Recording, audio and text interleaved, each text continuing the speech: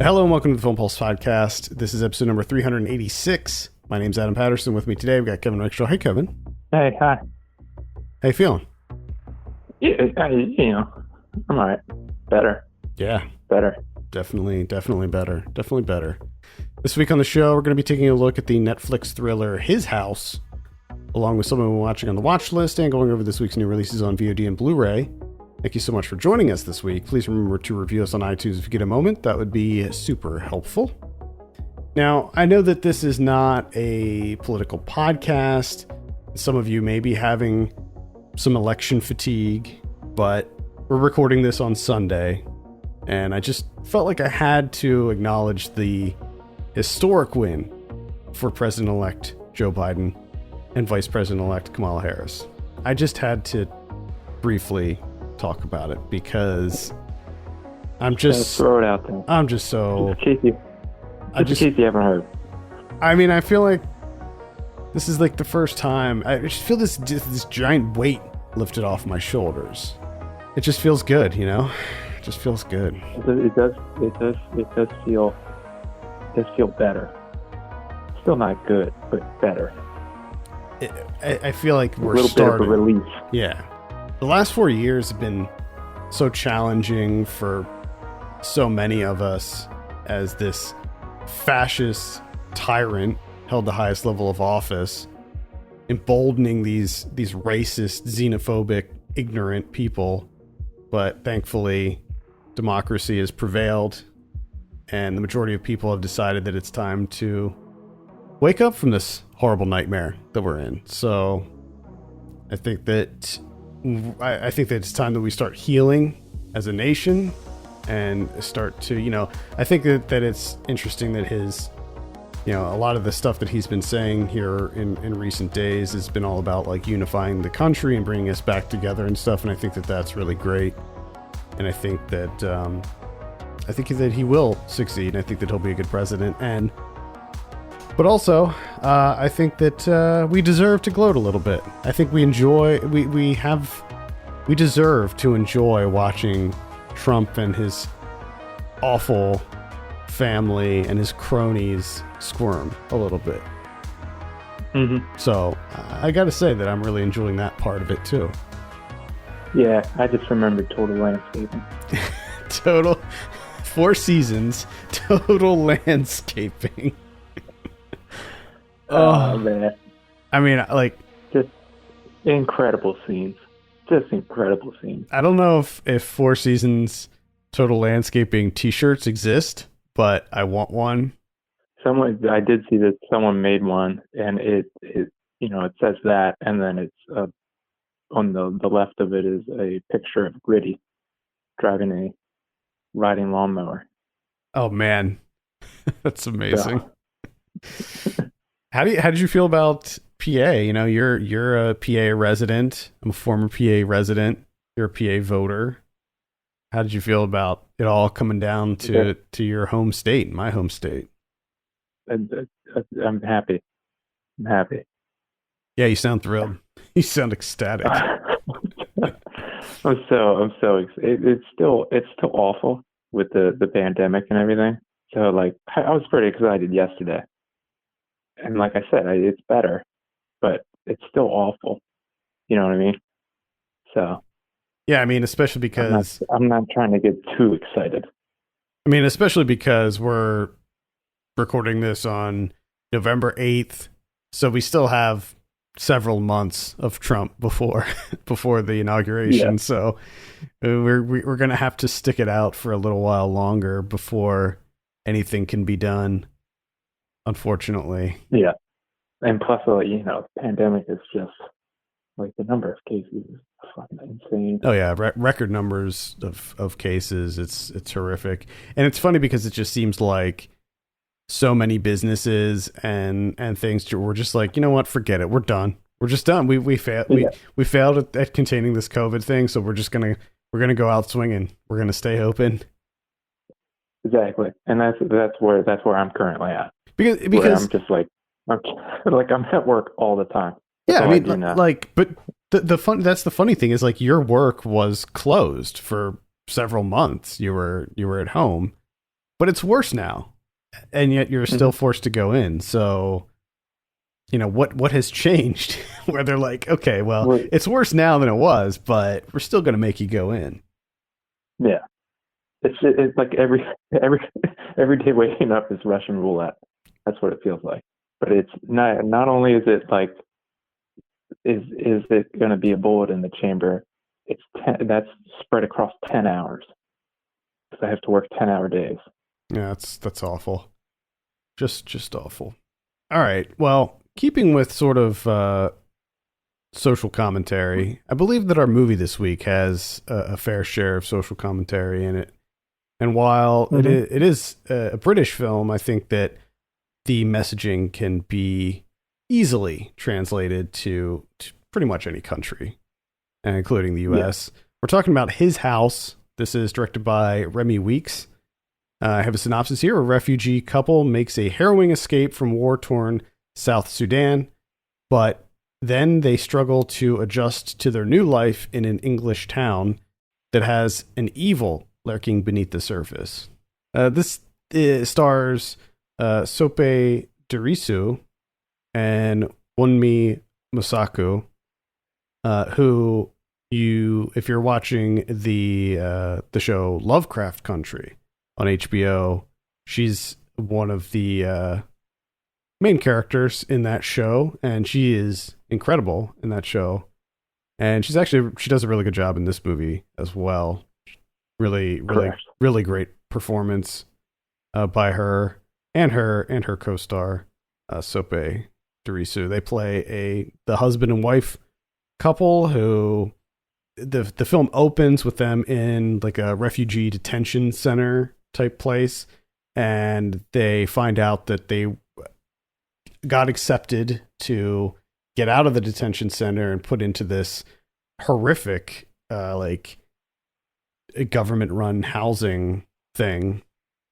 And as the synopsis hints at, they start seeing these like it's kind of like a haunted house story, really. When you boil Hmm. it down, it's pretty much a haunted house story. But one of the kind of interesting twists here is that they can't leave the house. So the stipulations that they have to abide by are that they can't work, which is weird. I thought that Hmm. they're not Yeah. allowed to get jobs.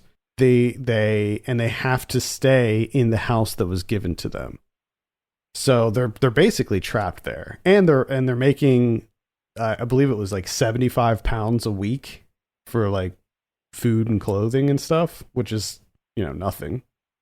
Yeah. So they're essentially trapped in this house where there are what appear to be demons haunting them in there, which is obviously a metaphor for the trauma that they endured to get over to England. And then there's also an extra layer in there. There's kind of a secret that Yeah. that they're Oh yeah, buddy.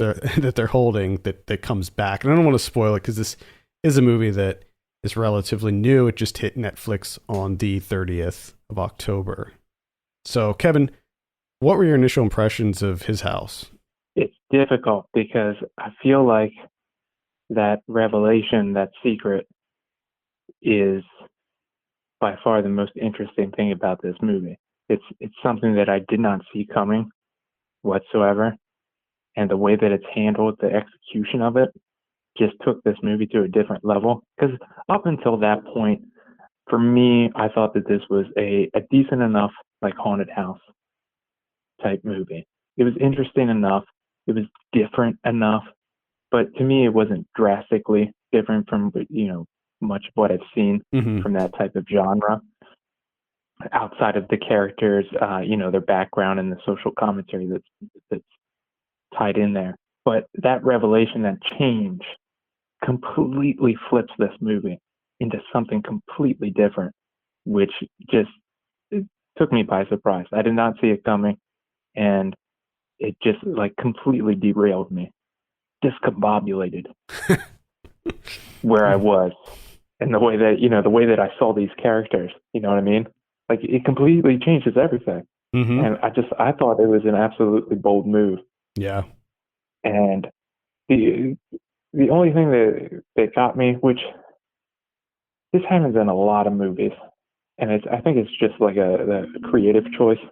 It comes down to is kind of the towards the end, like the manifestation of the quote unquote thing that's haunting them, the demon or what, whatever you want to call it.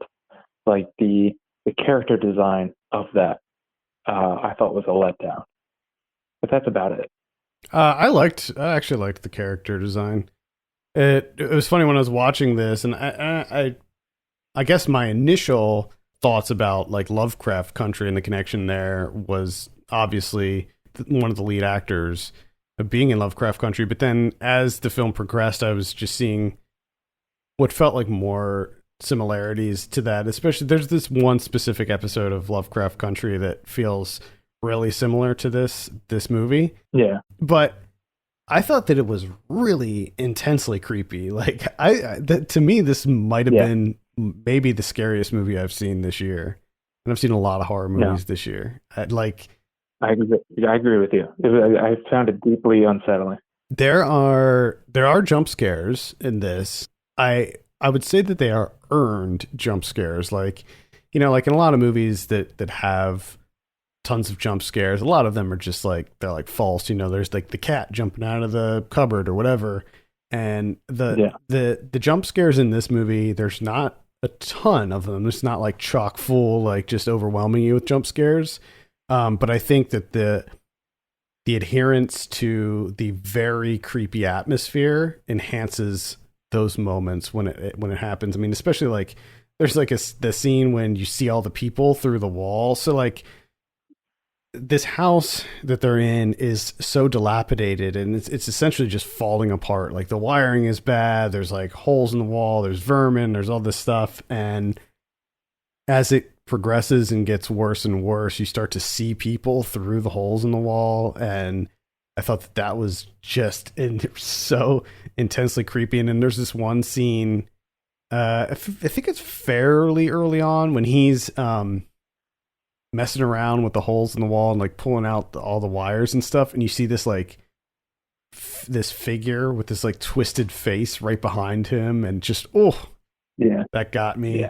There's a lot of really good moments of terror in this that are punctuated with very real fears, like real life horror that these two people are being forced to endure, living in squalor because they were going to get killed. The village that they were in, there was like this civil war happening and their family members were killed. And so they're trying to escape this and, just survive. And they're put in this situation where they're at the whim of these government workers, one of whom is played by Matt Smith, and they're just such awful shitbags that I think that it adds to the kind of tension of the whole movie. Yeah,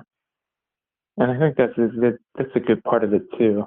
Is that as much as this house that they're giving is dilapidated and in disrepair, like early on, they do a really good job of sprucing the place up. Like he jumps straight into it, tearing the wallpaper off, getting the door fixed, and like you can see that, if given to the right person, it can be revitalized. And there's this kind of hope where they're like, they're starting to get their bearings.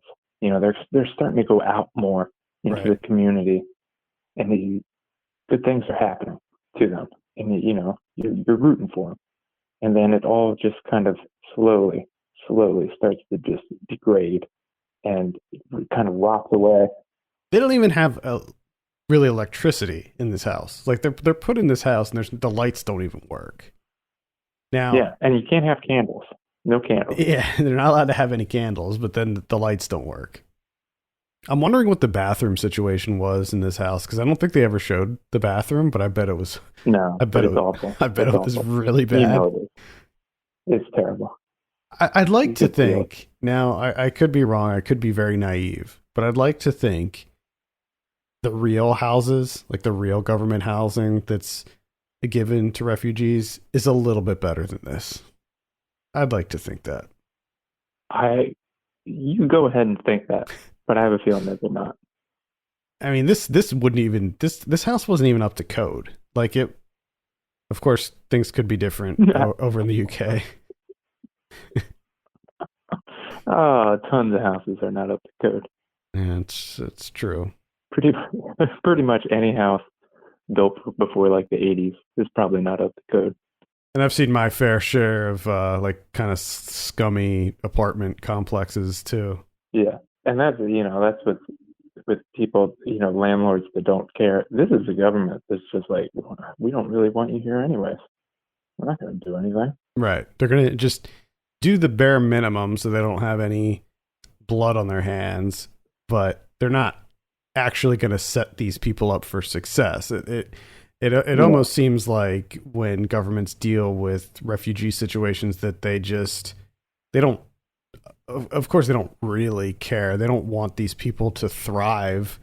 But it's so funny because it goes against everything that they should be doing, because why wouldn't you want to set these people up for success in your country to, help contribute to society and to generate revenue and all of that? Yeah. No, you set them up to fail and then you can blame them. Yeah, it's awful. It's really disheartening. Back to the movie though, I do want to say that a couple of things that got me. One is that this being a first film, a debut, which it doesn't feel like at all. No, not at all. To me, this feels like someone that's been around for a long time. I was also kind of surprised and really welcomed maybe not necessarily the flashback sequences, but some of the kind of like dreamlike sequences, like when they're out in the ocean and everything, when it flashed back to that. Yeah, kind of.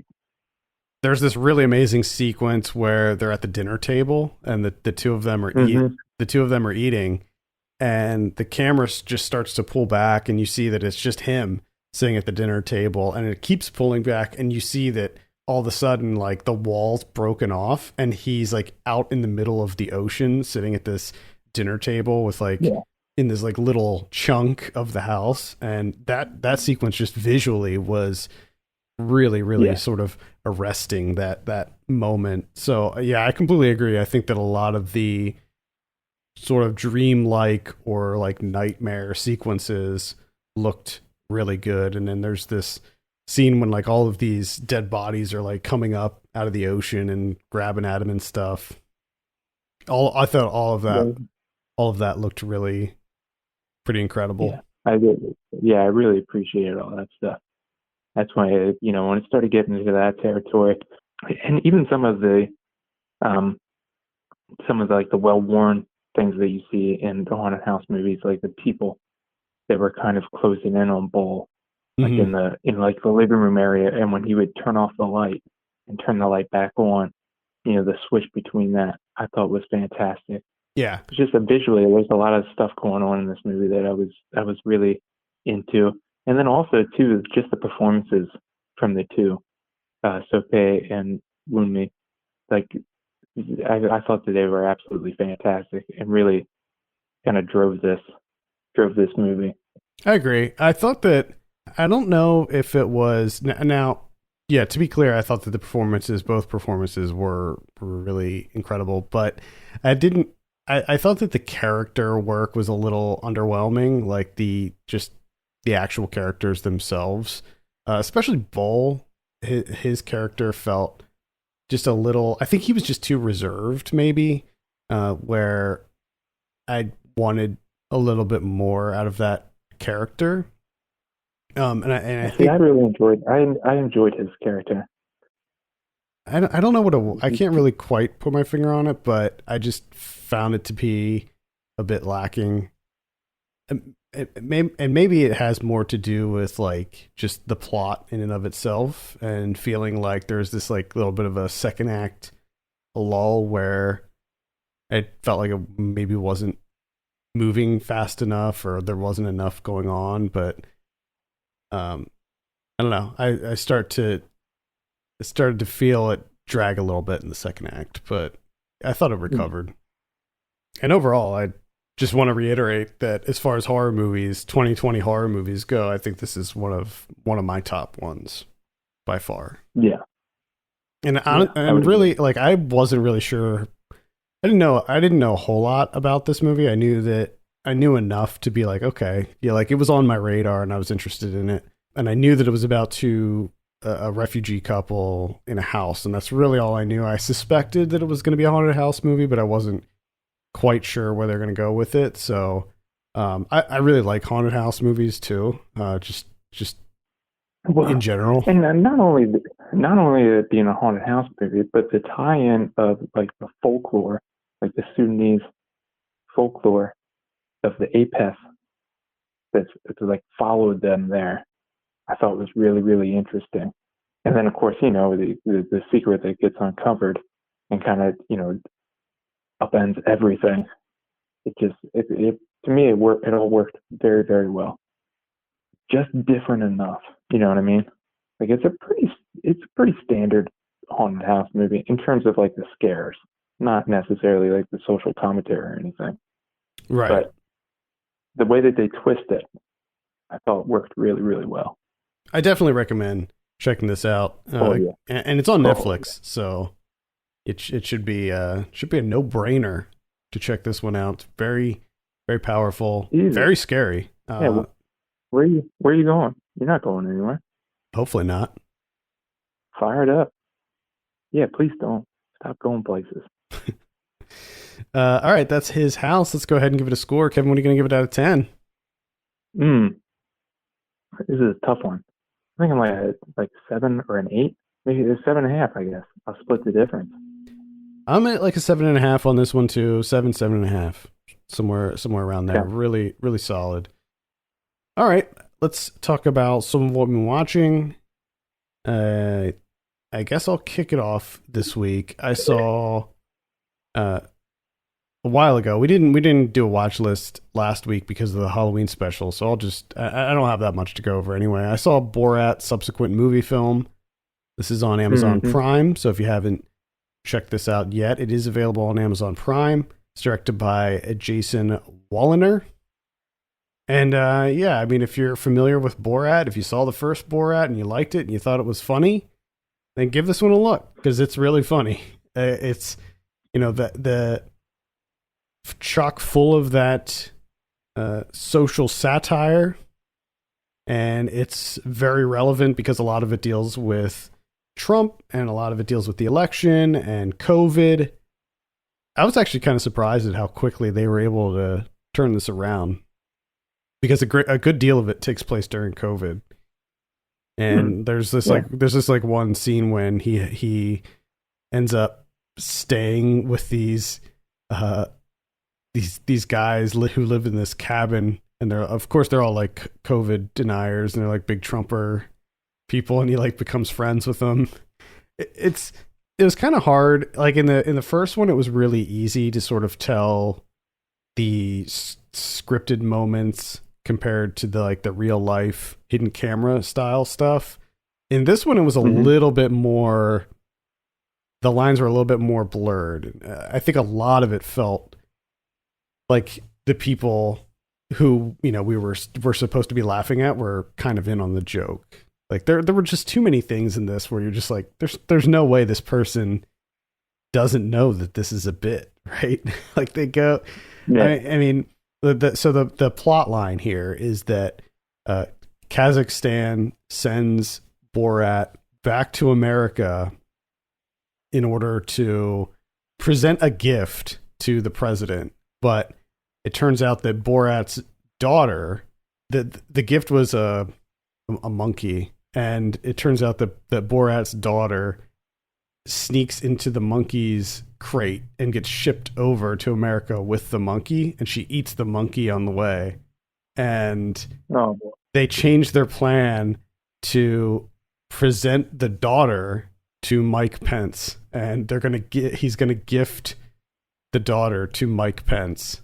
And so it's like this kind of road trip thing where they're trying to get to Mike Pence so that he can present his daughter to her to be his new wife, and she's like 15. Mm-hmm. So, and you know, of course, that ends up leading to the infamous thing that everyone's talking about with Giuliani, where she interviews Borat's daughter. Interviews. I should mention that she's played by Maria Bakalova. She interviews Giuliani, and then there's the whole like masturbation thing that happens, which I gotta say, like, I don't like Rudy Giuliani. I think he's a awful person. I think he's a freaking monster, but I don't think he was masturbating in that scene. Like, when you see it, it looks like he's tucking. It does look like he's tucking his shirt in. He does it in a weird way. Really. He does it in a weird way, but he was talking because she starts like seducing him, and she's playing a 15-year-old girl, and she's like pulling. She pulls his shirt out, like she undoes his shirt, and then he's sitting on the bed, and he lays down on the bed and tucks the shirt in. So it was inappropriate. He shouldn't have let it go that far, and he's an idiot for not knowing or not picking up on the fact that it's a bit. And he was like touching her really inappropriately the whole time. So I'm not giving him a pass on any of this, but when it comes to the jerking off thing, I don't think that's what he was doing. Gotcha. At any rate, it is really funny, and I do recommend checking it out. Again, it's on Amazon Prime, so you can give it a look. All right. I have one from Amazon Prime as well, and that's Asylum from 1972, directed by Roy Ward Baker. This is an early horror anthology movie. Horror anthology from 1972. So the way that this is set up, and for me, this works really, really well. Like the through line narrative, working with like the shorts within it. So it's a young psychiatrist who arrives at a mental institution out in the countryside. Huge, massive complex. I mean, just huge, sprawling. This is an English movie, by the way. So the interesting thing, though, is once he gets inside, there's only 4 patients, which seems kind of ridiculous considering how big this place is. So what he finds out, he's there for a job interview. And he finds out that the guy that ran the facility, the head doctor, has lost his mind and now has become one of the patients that's housed upstairs, one of the 4 patients, right? So in order for him to get this job, what he has to do is go upstairs, interview the 4 patients, and then essentially guess which one is the former head doctor of the facility using his expertise, right? So the anthology portion of this movie, of course, is broken into the different stories from the interviews. So each patient that he goes to and he interviews them, they kind of give him a story of like how they got there, what broke them. And of course, they're varying degrees of quality, as you might expect. Some are interesting, some not. Some are suspenseful. Others, of course, are not. But it's an eclectic mix of supernatural. Unfortunately, some of it is, it's, I guess maybe because of the 70s, some of it is downright corny and humorous. Like the last one is this guy who's creating these little, like, soldiers. They're like little automatons, and they're just really silly looking, and they move really, really slowly. So there's this long sequence of one of them leaving the room and getting downstairs to the staff. And it's cutting back and forth between this automaton walking very, very slowly, and it's really silly looking too. It's just so dumb. And it cuts back to the guy who's controlling it with his mind, just intense concentration. And it's just cutting back and forth. And of course, they're supposed to be building suspense. But like you just start laughing. Like it's just so silly. All of it's so silly. But some of the other stuff is actually pretty good. Like the first one, the guy chops up his wife, throws her in a freezer, and all the body parts, they're kind of wound up in butcher paper and twine. They come back. They come back to life. Get 'em. Oh yeah.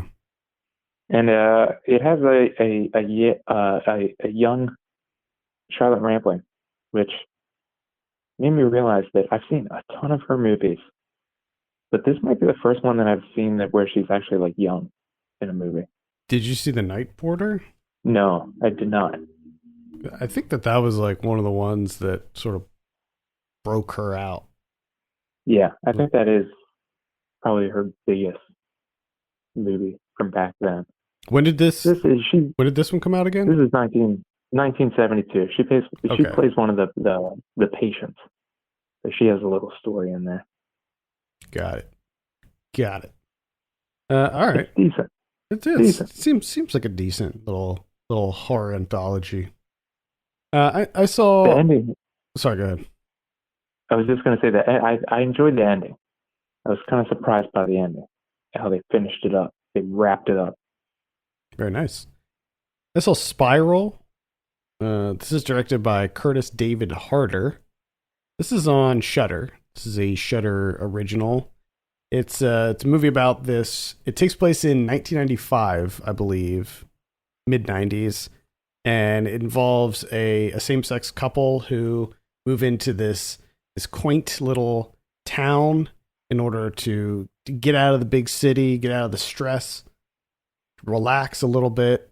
And they have a 16-year-old daughter, and stuff starts acting a little bit weird in this town. At first, it seems like the people there are accepting of them, but as it progresses, one of the guys, his name's Malik, played by Jeffrey Bauer Chapman, he starts to suspect there's something nefarious happening here. He starts witnessing some weird stuff. He's like looking across the street one night at his neighbor's house, and he sees what appears to be some kind of ritual happening. And, lots of intrigue. Like, where's this going to go? Because it's sort of like this, almost like a mystery. And then, unfortunately, it sort of goes down that path of, oh, is he crazy, or is what he's witnessing actually happening?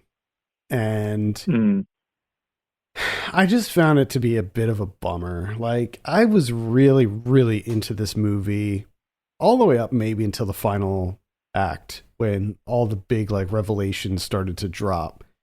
And, it turns out to be this pretty conventional, white suburban cult movie. And I felt like I wanted something a bit more out of it, because that buildup was so satisfying. Like the characters were good. Like there were a lot of really good characters. There were some really kind of creepy moments, because what happens is he starts to see evidence that these neighbors of his like may be immortal, because he starts finding like really, really old photographs of them, and they haven't aged at all. So there's just a lot of, and then there's like other sort of like these creepy like spiral symbols that start showing up everywhere and stuff. But I hate movies. I don't hate movies, but I dislike the trope of, is the main character crazy? Is it all in his head? Yeah. Or is there something really happening here? No, that shit's annoying. That shit's really disappointing. And the thing that makes it more frustrating is that nobody believes him at all. Like, his stepdaughter doesn't believe him. His husband doesn't believe him. Like, nobody is listening to him at all. And that's frustrating too, because to me, it presents sort of a catch-22 with the movie. So it's either he's crazy and I'm wasting my time with this movie, or he's sane and everyone around him isn't listening to him or believing anything that he's saying, and it's just as frustrating. Yeah. So unfortunately, I can't really recommend Spiral, although I think that the setup is quite good. Okay. All right.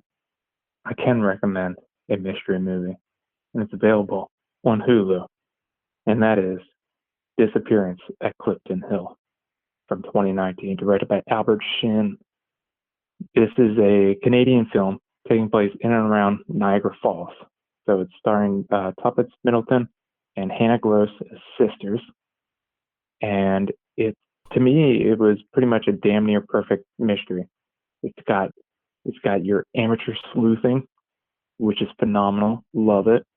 And there's a little bit of a twist here because the central character, the one doing the sleuthing, is played by Middleton, and her character is extremely untrustworthy, is what you find out throughout the movie. Like it keeps, giving you more and more of her background, which is that she has a very, very large problem with lying. So that plays into it. And what she's doing is she's attempting to solve a kidnapping that she witnessed when she was like 9 years old at this nature park. She was there with her family and they were fishing, and she went off into the woods to get water, and she ended up seeing this young boy, and he gets kidnapped. And then, later on in her life, she decides like, oh yeah, I should find out what's going on with that. But of course she has this long history of being, untrustworthy, just making stuff up, tall tales and whatnot. So everyone's like, oh, you're just making shit up again. But, she starts getting clues. Things start coming together. And the person that helps her the most, really, is David Cronenberg. He's in this movie. That's right. I remember reading about this. He's like a podcaster, right? Yeah, oh boy, he is. So he had a career as he was his family. They were divers, and they would rescue people, from the gorge or from Niagara Falls, and that was his whole thing. He was a rescue diver, but he's given that up recently for a podcasting career in the basement of his diner that he has, and he mentions his podcast at every opportunity. And he even tells people, complete strangers, to be sure to rate and review the podcast because it helps him with the rankings. So I enjoyed that little bit of aspect of David Cronenberg. But it's just, to me, it's a great small town mystery. You got this corporate conglomerate that owns like the majority of the town, and of course they're wrapped up in this kidnapping, and they got all sorts of secrets. And also, who's involved? Magicians with tigers. Like, what more do you want? Yeah, I'm gonna have to give this a look. It's great, and the cinematography is fantastic. Catherine Lutz, the way she captures like the blinking lights and the energy of like the edge of the city with the hotels and the casinos and the novelty shops and stuff. Like, it's great. I had so much fun with this. This is exactly what I was looking for in a mystery. All right. That's Disappearance at Clifton Hill. Check that out on Hulu. I saw Fade to Black from 1980. This is directed by Vernon Zimmerman. I watched this on Shudder. This is sort of a horror movie, I guess. It's more like one of these sort of Taxi Driver, Joker style movies about a young white man who's just fed up with society bringing him down, just fucking hell. Overbearing. Everybody's bullying him, and he's got a crappy job, and his aunt is mean to him. But the thing about this movie is he's obsessed with movies. He is a movie nut. He's a cinephile, huh? Yeah. Specifically like classic cinema. So he's all into like, old cinema. Mm-hmm. The Universal monsters and, Casablanca and the classics. And sounds like an interesting guy. Yeah, he's like, he knows everything. He knows all about classic cinema. And yeah, I mean, he just eventually, people are mean to him at his work because he's weird and creepy, and He Yeah. just gets fed up and he starts killing people. But the way that he does it is he dresses up as characters from these classic movies and kills them in such a way that he mimics Hmm. those movies. I feel Yeah. like I feel like a movie like this is sort of damaging when watching it today, because I think that not only does it play into like the incel crowd, but it also plays into the whole violent movies beget real life violence theory. And Yeah. so I feel like this is not a movie that should be really revered or talked about in 2020. Gotcha. It was, It needs to be ignored. yeah, I mean, it was fine. You know, it's because it came out in 1980. It feels very much like a 70s horror movie, which is totally fine. And yeah, it was just maybe average, sort of straight down the middle for me. I mean, the big thing is like I did not like the main character, played by Dennis Christopher. His name's Eric Yeah. Binford. Yeah. Binford. Yeah. I That's just didn't terrible. like his character, and I think that that's kind of just what it boils down to. Is I was not a fan of him. He bothered me. So anyway, that's Fade to Black. Mhm. That's all I have. I'm done. Okay, I'll mention one more, and that's the New Mutants. That's right. Oh, look at you. That's right. Yeah. The movie that no one thought would ever come out. It actually came Yeah. out. This Watch is out. this is directed by Josh Boone. Full disclosure, I did not finish this movie because I was watching it right before we recorded, and so I have about 10 minutes left. So I think that Mm. with only 10 minutes left, I think that I have a fair assessment of this movie. And it's garbage. Like, it's just complete garbage. Oh no. Yeah. You know, when this movie was first announced, and when the first trailer dropped, and it looked like it was going to be a horror movie, and they were saying it was a horror movie. They're like, oh, it's a horror movie, but it's set in the X-Men universe, and it's about these, young mutants that have powers that are like stuck in this crazy hospital, and there's something that's going after them. And it's sort of like that, but it is not. It's not really a horror movie. It's not. Mm. It's pretty much. It feels like a CW show. Like, that's what it feels like. The writing is horrible. It's sad because there's some really good actors in this movie, but they're not given anything to work with. And I feel like Josh Boone. Now, it's entirely possible. Like, I had heard that there was all kinds of like reshoots done with this, and like lots of editing and all that stuff. Maybe at some point there was a good story here and a good movie here, but as it stands now, this movie is just, it's not good. There's way too much teen drama in it to take it seriously. But not only that, the teen drama that unfolds happens like way too quickly. Like, the two main characters develop a relationship with each other, but it feels like it's so haphazardly thrown in there. It almost feels like that wasn't even in the original script, and that they just threw it in for the hell of it. I'm not sure why it's even there. It's just, there's some cool sequences.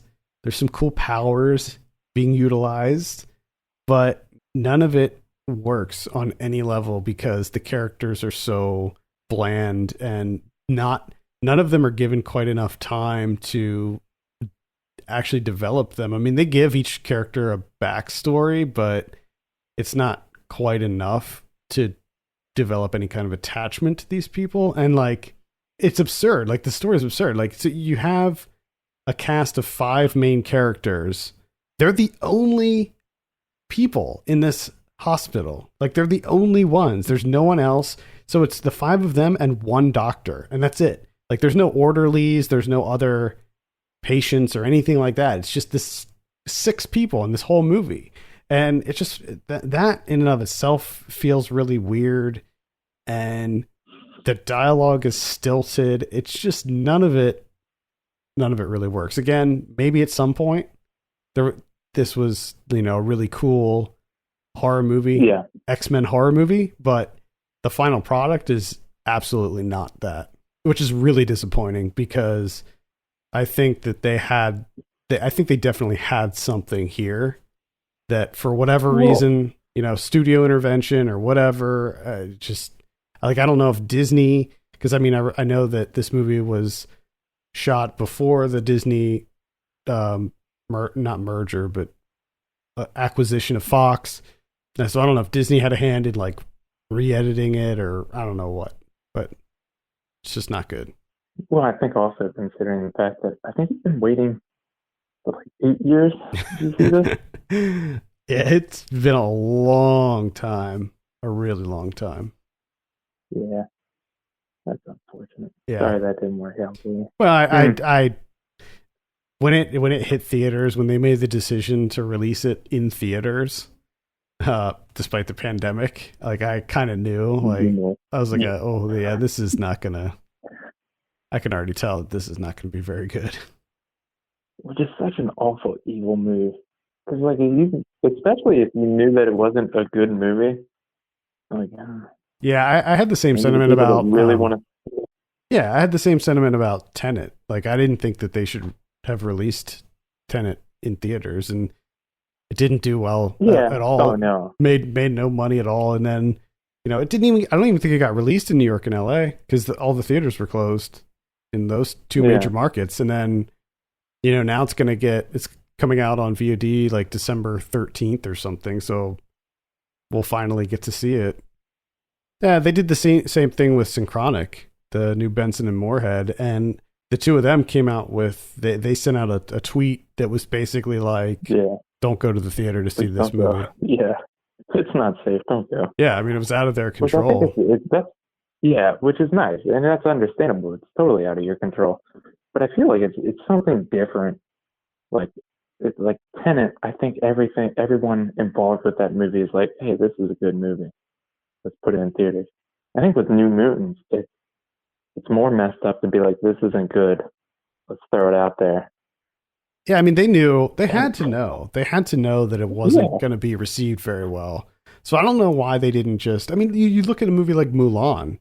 That's like a major, high profile, live action Disney movie, big budget, and they released that on Disney Plus. Like, why would you not do the same thing for New Mutants? Because New Mutants wanted to kill some people too. I mean, I understand that they were like, all right, look, we pushed this thing back for like 5 years. We need to release it. I don't understand why they wouldn't just be like, let's put it out on VOD. I mean, this feels like a VO. When you see it, you're just like, oh wow, yeah, I could easily see this being a Netflix movie. There's like nothing about this that screams, you got to see it on the big screen. Like Tenet, I could probably understand, like, see it on the big screen. New Mutants, not so much. All right, let's take a look at what we have on VOD this week. On the 10th, we have Transference, a love story. Don't have a tagline for that. We have Sleepless Beauty. Control is only a state of mind. Mm-hmm. Sure is. We got Where She Lies. That is a documentary, I believe. We have Honeybee, an unpredictable tale of survival that follows the journey of quick-witted Natalie, an underage truck stop sex worker ensnared by her ruthless Romeo pimp boyfriend. Don't get that confused with Honeydew, which is coming out, I think, fairly soon. That sounds like a very, very interesting horror movie. I've heard really good things about that. I'm looking forward to that movie. I'm a little pissed because I had the opportunity to see it at like at least 2 of the festivals that I covered this year, and it eluded me like every time. So yeah. Well, no, not anymore. You're gonna get it soon. Yeah. We have Secret Zoo. We have Dave Not Coming Back. That's a documentary. This actually sounds kind of interesting. It's about 2 scuba divers who they broke the world record diving depth for this this cave in South Africa.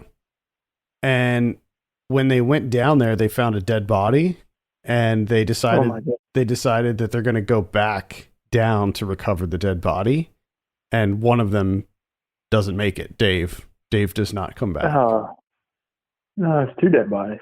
Yeah, it says it would. Can't leave well enough alone. It says it would take them 15 minutes to reach the bottom, but 12 hours to surface. Jesus, why? I don't know.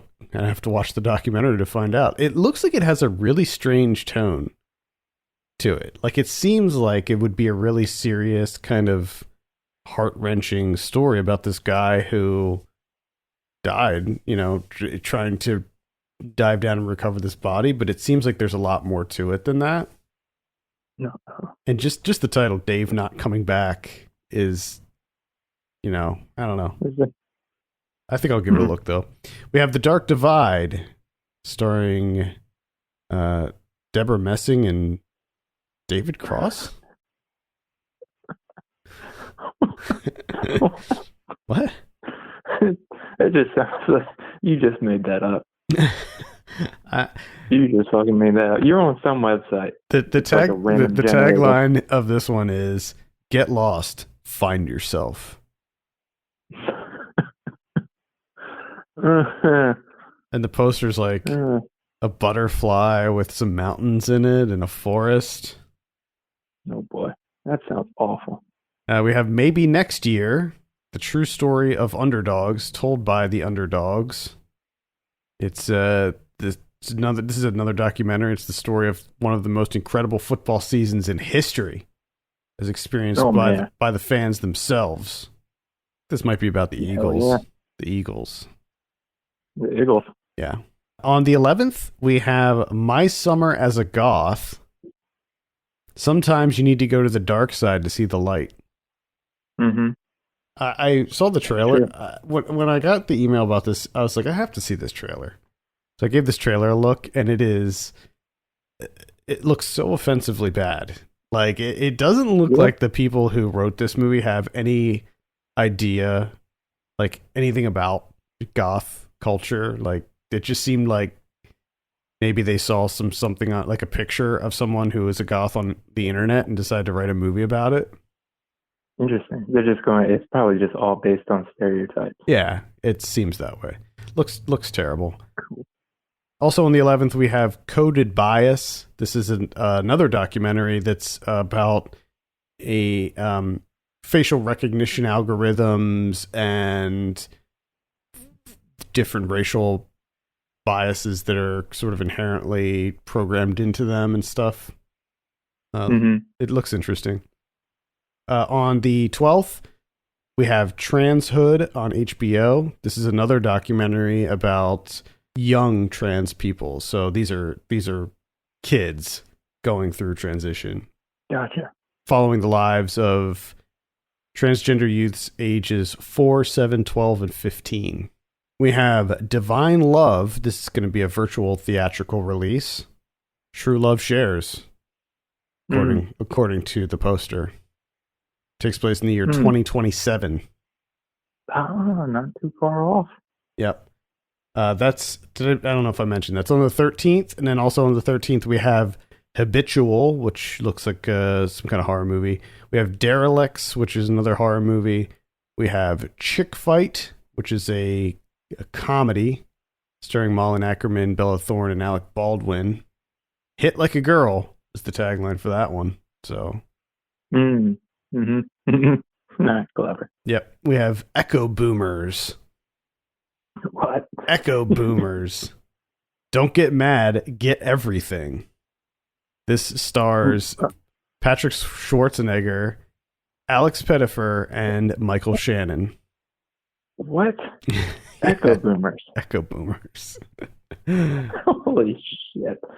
I'm watching it. I'm watching Echo Boomers, dude. Unsurprisingly, that is a Saban Films film. So, I mean, it's so funny when you look at the Saban Films lineup, because you can just, at this point, you can call them out so easily. Echo Boomers. We have Dating Amber. This looks like a little bit of a rom-com. Okay. And that's about it for VOD. on Blu-ray this week, we have Brides of Dracula from 1960.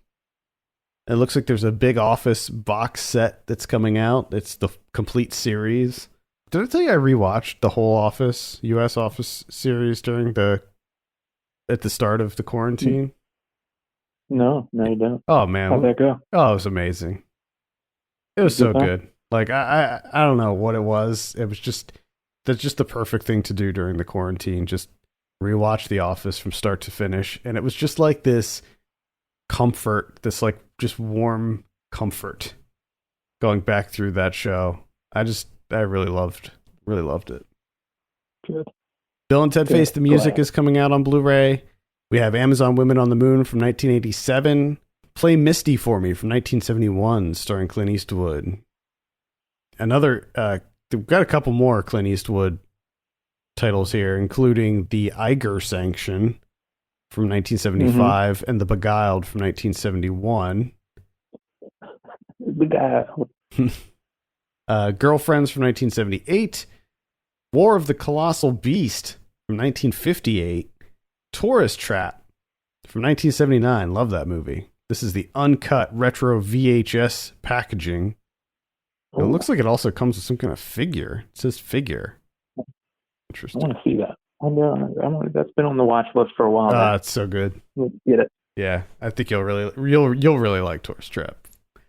We got Bustin' Loose from 1981, starring Richard Pryor. Arrow is putting out Burst City from 1982. Burst City, yeah. Never heard of that. Burst City. I like the sound of it. So. Yeah, same here. Looks like there's a Bill and Ted box set, little 3-pack that's coming out too with all 3 of the movies. How to Make a Monster from 1958. Death Laid an Egg from 1968. Looks like there's some kind of Herschel Gordon Lewis box set that's coming out. It looks, let's see, it contains 14 movies. This is an Arrow release, and contains Blood Feast, Scum of the Earth, A Taste of Blood, pretty much all the big Herschel Gordon Lewis movies. Honestly, not a huge fan.